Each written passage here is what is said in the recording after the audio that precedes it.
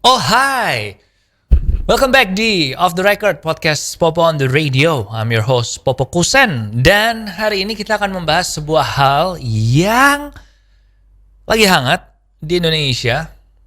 Lebih tepatnya bukan hanya di Indonesia, tapi di jagat dunia maya Twitter land sepanjang minggu kemarin. Well, bukan hari Minggu maksudnya seminggu terakhir ini, yaitu kasus yang melibatkan dua orang Amerika Serikat, warga negara Amerika, yaitu Kristen Gray and Saundra Michelle Alexander. Ini fotonya di sebelah nih. Ini Kristen Gray, ini yang Saundra Michelle Alexander. Setahu gue si Kristen Gray ini gak ada hubungannya sama si Mr. Gray-nya 50 Shades of Grey. Gue sampai lupa judulnya. Tapi sebelumnya gue mau ngingetin dulu kalau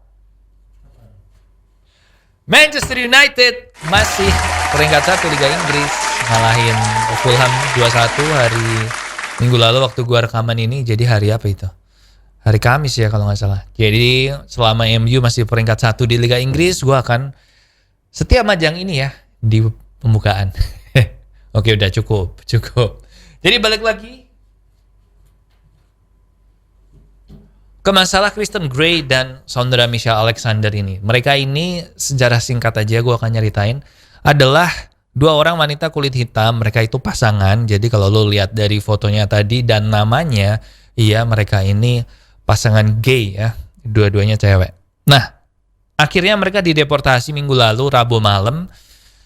Dan dilarang kembali ke Indonesia selama 6 bulan oleh pemerintah Indonesia. Nah, tentu aja kita bertanya-tanya sebenarnya apa sih? Mungkin lu salah satu dari orang-orang yang tahu kalau ada sesuatu yang heboh karena sempat trending kan waktu itu hashtagnya Bali dan hashtag bule Bali atau apa, dan tapi lu nggak sempat nyari tahu detailnya kayak apa. Nah, hari ini gue akan ceritain.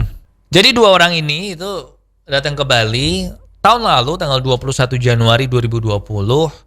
Dan itu tentu aja sebelum pandemi ya. Mereka rencananya akan tinggal di Bali selama 6 bulan. Dan selama 6 bulan itu kan ada pandemi masuk nih.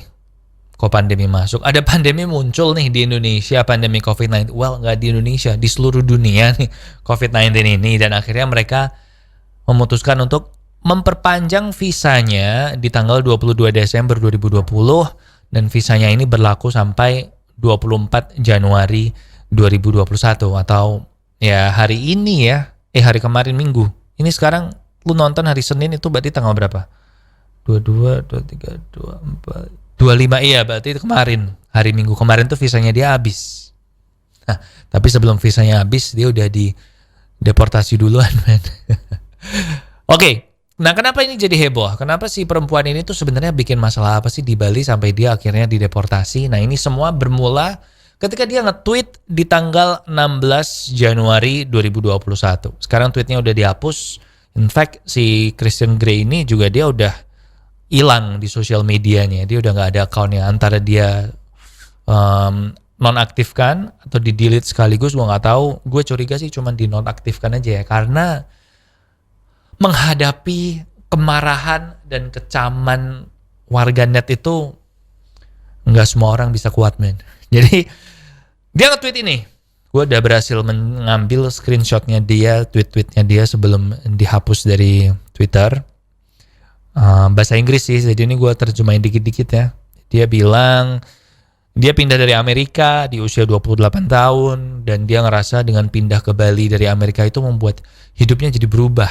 Setelah dia tinggal 1 tahun lebih di Bali, tadinya mereka cuma pengen 6 bulan aja kayak tadi kan. Tapi karena pandemi dan akhirnya diperpanjang, memutuskan untuk ya udah tinggal dulu di Bali lah, menunggu pandeminya selesai.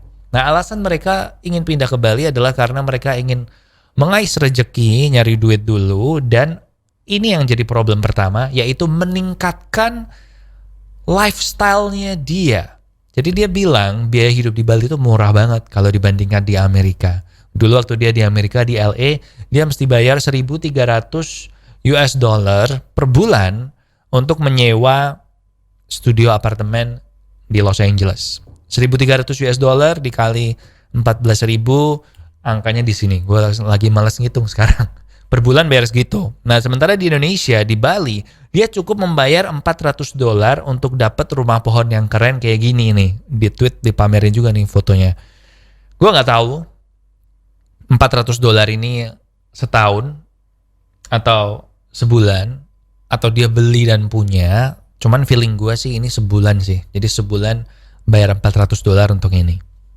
Nah dia di Bali dia kerja sebagai digital nomad. Digital nomad itu istilah buat nomaden digital. Jadi orang yang hidupnya itu pindah-pindah, tapi dia tetap bisa ngerjain pekerjaan yang sama. Karena pekerjaannya dia itu digital. Nah si Christian Grey ini dia desainer grafis. Jadi memang ya bisa work remotely kan. Ini dia bukan work from home tapi work from anywhere gitu, digital nomad itu. Nah, terus dia bilang kalau di Bali ini ya ini tempat yang seharusnya dia di sini, dia ngerasa di rumah banget kayak Bali. Basically kayak film Eat Pray Love lah. Dia ngerasa di Bali ini jadi wow banget hidupnya karena dia ngerasa Bali itu murah. Terus dia di sana aman, lifestyle-nya mewah. Terus Bali ini juga queer friendly. Queer friendly itu friendly atau ramah terhadap LGBT ya. Queer itu kan istilah buat yang bencong gitulah atau yang menyimpang. Dan dia ngerasa aman di Bali. Dan dia di Bali juga ada komunitas Black in Bali, yaitu komunitas orang kulit hitam, expat kulit hitam yang tinggal di Bali. Nah itu barusan adalah masalah yang keduanya yang jadi dia alamin karena dia bilang soal queer friendly-nya itu. Kemudian terakhir, di akhir thread-nya ini, karena ini kan dia tweetnya dibikin jadi thread ya. Dia bilang di akhir thread-nya dia menjual ebook Our Bali Life is Yours, yang artinya kehidupan kita di Bali itu bisa menjadi milik kamu. Nah itu seharga $30. Ini ebook yang di situ menceritakan tentang perjalanannya dia selama dia di Bali, terus gimana caranya dia kok bisa tinggal di Bali dengan gaya hidup mewah dan sebagainya. Dan dia juga memberikan link travel agentnya dia yang bisa mengurus visa untuk masuk ke Bali. Dan ini yang jadi problem selanjutnya, yang katanya bisa mengurus supaya orang-orang luar negeri ini bisa masuk ke Indonesia walaupun dalam situasi pandemi kayak gini. Padahal kan kalau lagi pandemi, seingat gue juga Indonesia melarang wisatawan asing untuk masuk kan di bulan Januari ini sampai tanggal berapa Januari gitu gue lupa. Dan di luar itu mereka juga men-charge atau menamatok biaya sebesar $50 untuk konsultasi dengan si Christian Grey ini langsung selama 45 menit tentang gimana caranya sih biar bisa tinggal di Bali kayak dia, bisa jadi digital nomad, tinggal di Bali, aman, dan penghasilannya bagus dan biaya hidupnya lebih murah dan bisa hidup dengan mewah. Itu dia. So itu tweetnya dia yang menjelaskan tentang gimana ceritanya kok dia bisa sampai ke Bali. Oke, tentu aja ini terus meledak di Twitter. Jadi trending topik waktu itu #Bali, #bule di Bali. Dan gue gak tahu, gue gak ngikutin hashtag lainnya ada apa lagi. Pokoknya intinya banyak warganet yang mengecam dia. Pertama, kenapa lu visa turis tapi lu bisa kerja di Bali dan lu gak bayar pajak? Karena si Christian Grey ini memang bilang dia gak merasa dia harus membayar pajak ke pemerintah Indonesia karena alasannya dia kerja di Bali itu dia nggak dibayar pakai rupiah, dia dibayarnya pakai US dollar. Jadi dia ngerasa dia nggak harus bayar pajak ke pemerintah Indonesia. Yang menurut gue ini alasan yang kurang elegan gitu ya, alasan yang kurang bagus deh kayaknya. Nah ini masalah pertama yang dipermasalahkan oleh netizen. Yang kedua, banyak yang mempermasalahkan tentang gaya hidupnya si cuitan dia soal gaya hidup. Gaya hidup di Bali sangat mewah buat dia, aman karena memang kurs dolar Amerika dibanding Indo kan yang memang lebih kuat kurs dolar ya, jadi wajar kalau jadi apa-apa terasa lebih murah. Dan di Twitter juga banyak yang mempersoalkan ini yang menyebabkan adanya gentrifikasi di Bali. Gentrifikasi ini, gentrification, gentrify, and so on and so on. Nah gentrifikasi ini apa? Gentrifikasi ini adalah perubahan sosial budaya masyarakat sebagai akibat perpindahan orang dari tempat lain. Jadi gue kalau boleh ngejelasin dengan kata-kata gue sendiri, misalnya nih, kayak di Bali di Canggu gitu. Canggu kan lagi ngetop tuh di Bali sekarang, ada banyak resort, ada banyak tempat yoga di sana, ada juga hotel, bar, pokoknya banyak lah, lagi trending banget tuh di Bali, Canggu. Nah harga tanah di Canggu itu ternyata sejak ada banyak warga negara asing yang datang ke situ membangun hotel, membangun bar, membangun resort, membangun villa mewah, itu harga tanahnya di sana naik 40 kali lipat. Itu mengakibatkan ada banyak warga lokal atau warga negara Indonesia yang jadi nggak mampu buat beli tanah di situ karena harganya udah ketinggian gara-gara ada banyak warga negara asing ini masuk ke situ yang terus meningkatkan nilai propertinya di situ. Nah tentu aja ini berdampak nggak bagus dong buat penduduk lokal di sana. Karena yang tadinya mereka mungkin hidup dari pertanian, contohnya sawah-sawah di Canggu itu udah makin berkurang aja karena ada restoran, ada bar, ada kafe, ada banyak lah. Nah mau nggak mau orang-orang yang tadinya hidup di pertanian ini jadi harus siap nggak siap pindah ke pariwisata dong. Nah problemnya ini bisa memarginalkan orang-orang lokal yang secara ekonomi mungkin belum terlalu kuat dibandingkan dengan orang-orang asing tadi, purely karena memang mata uangnya beda dan belum siap untuk berubah mata pencahariannya, mereka jadi kewalahan.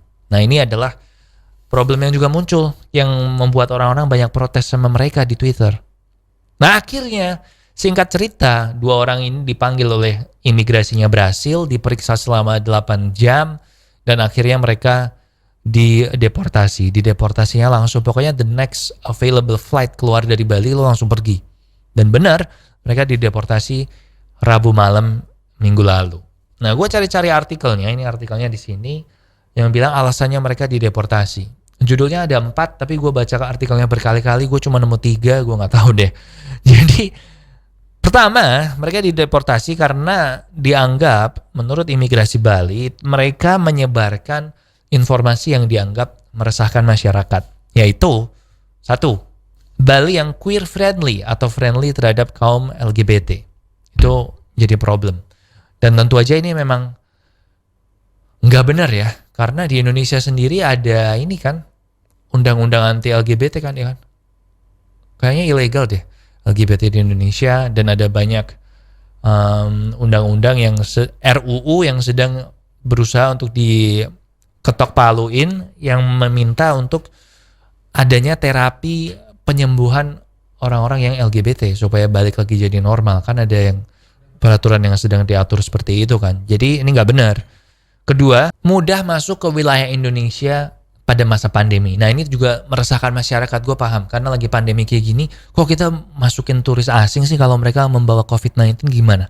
Apalagi sekarang Indonesia kan di peringkat pertama ya, jumlah kasus maupun jumlah kematian COVID-19 di Asia Tenggara. Jadi ini meresahkan masyarakat juga.